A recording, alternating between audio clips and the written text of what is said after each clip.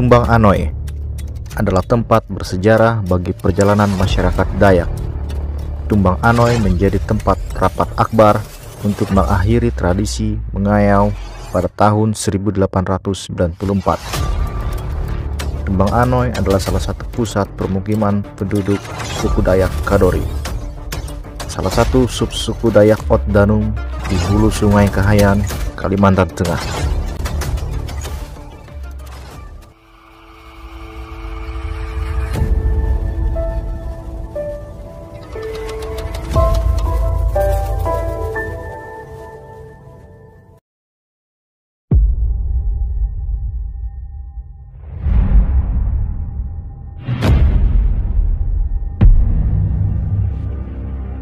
Di sini, saya akan mencoba kembali menggali informasi sejarah tentang apa penyebab dibuatnya perjanjian Tumbang Anoy di tahun 1894 silam. Tradisi ngayau, yaitu tradisi berburu kepala musuh dengan cara penggal kepala. Pada zaman kolonial, suku Dayak menjadi yang cukup ditakuti oleh para penjajah. Bahkan, mereka menyematkan gelar Barbarik Borneo pada suku Dayak yang masih melakukan tradisi ngayau. Beberapa orang barat sempat datang ke sana dan melihat secara langsung tradisi ini. Misalnya, Carl Bock, seorang naturalis asal Norwegia yang menerbitkan buku di tahun 1881 yang berjudul The Headhunter of Borneo.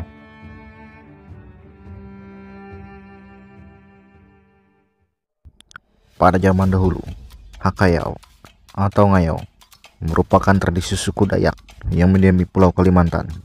Para penjelajah dan akademisi asing mencatat bahwa suku Dayak Iban dan suku Dayak Kenyah adalah dua dari suku Dayak yang memiliki adat ngayau, yaitu memenggal dan membawa pulang kepala musuh. Sementara bagi suku Dayak Ngaju di Kalimantan Tengah, tradisi ngayau selain terjadi saat peperangan, ngayau juga dilakukan untuk kepentingan pelaksanaan tiwah, yaitu upacara sakral terbesar suku Dayak Ngaju.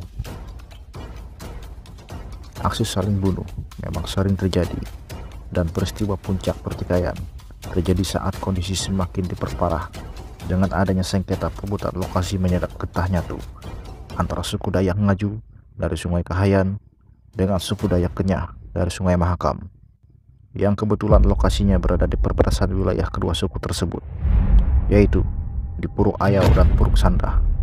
Sengketa ini memicu perang dan saling kayau antara kedua suku yang dikenal dengan peristiwa Kayau 100. Perang Kayau yang terjadi antara suku Dayak di pedalaman tersebut akhirnya diketahui oleh pihak pemerintah Hindia Belanda yang berkedudukan di Nangapinu, Kalimantan Barat, yang berusaha mencari solusi untuk menyelesaikan pertikaian tersebut dan berusaha untuk menetapkan keseragaman hukum adat untuk seluruh masyarakat suku Dayak di Kalimantan.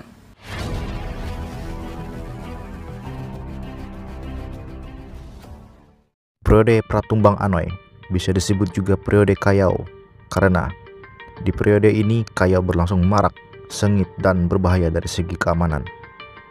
Pada masa Kayau ini, Mayor George Muller, seorang perwira Zeni dari tentara Napoleon, mewakili pemerintahan kolonial. Ia membuka hubungan resmi dengan sultan-sultan di pesisir timur Borneo pada tahun 1825. Kendatipun Sultan Kutai enggan membiarkan tentara Belanda memasuki wilayahnya, Muller tetap memasuki Sungai Mahakam dengan balasan serdadu Jawa. Namun, hanya satu serdadu Jawa yang dapat mencapai pesisir barat. Muller sendiri diperkirakan dibunuh sekitar pertengahan November tahun 1825. Muller dan pasukannya diyakini dibunuh oleh suku Dayak di Hulu Kapuas. Hal ini kemudian dibenarkan oleh John Dalton, petualang Inggris yang mengunjungi tempat kejadian perkara 3 tahun kemudian dan menemukan benda-benda peninggalan Muller.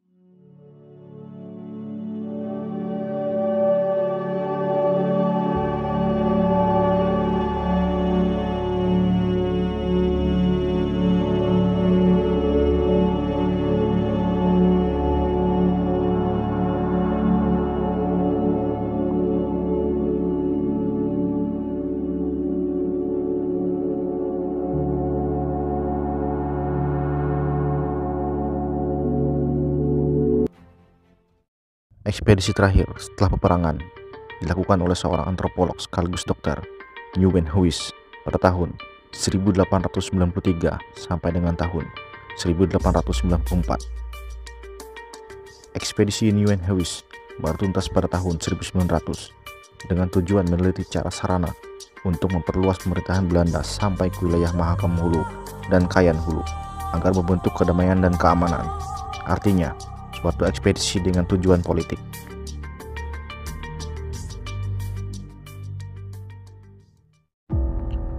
Bersamaan dengan agresi fisik berupa serangan militer, melalui para antropolog dan ilmuwan sosialnya, pemerintah Hindia Belanda juga melaksanakan politik desivilisasi. Politik desivilisasi ini disebut politik ragi usang, yang memandang bahwa semua budaya Dayak dan yang berbau Dayak harus dimusnahkan, sebagaimana hal perlakuan terhadap ragi usang, ragi yang sudah rusak.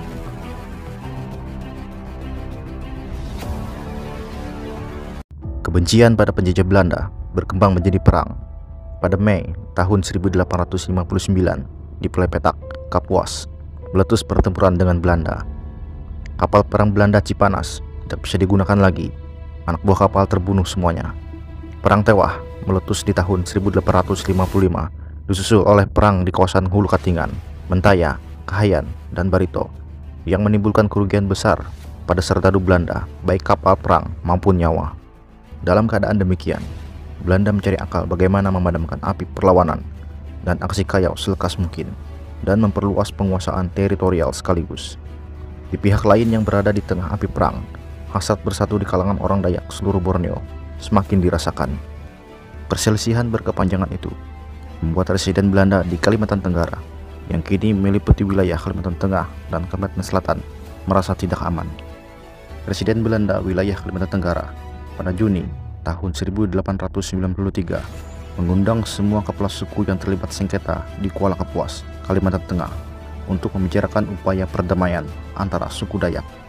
Pertemuan tersebut membahas antara lain. Dengan demikian, hasil pertemuan awal tersebut menghasilkan kesepakatan sebagai berikut.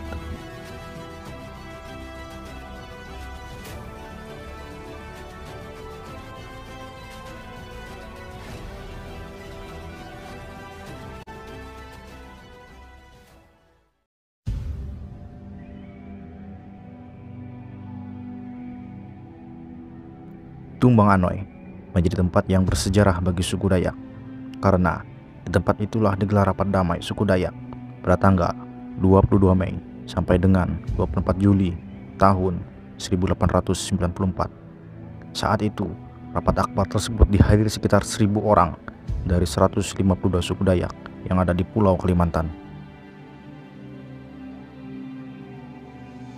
Berikut adalah hasil keputusan rapat damai suku Dayak di Tumbang Anoy tahun 1894 yang diringkas menjadi 9 butir keputusan penting, yaitu diantaranya: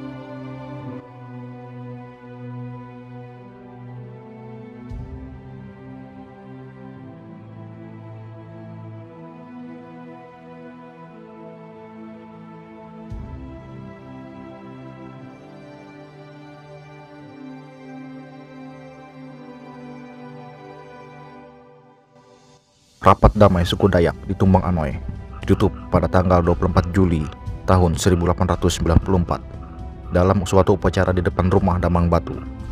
Sehari kemudian, yaitu pada tanggal 25 Juli tahun 1894, semua kepala suku dan tokoh adat mengucapkan sumpah perdamaian meskipun terselip kepentingan pihak pemerintah Hindia Belanda, sebagaimana poin 1 keputusan rapat tersebut.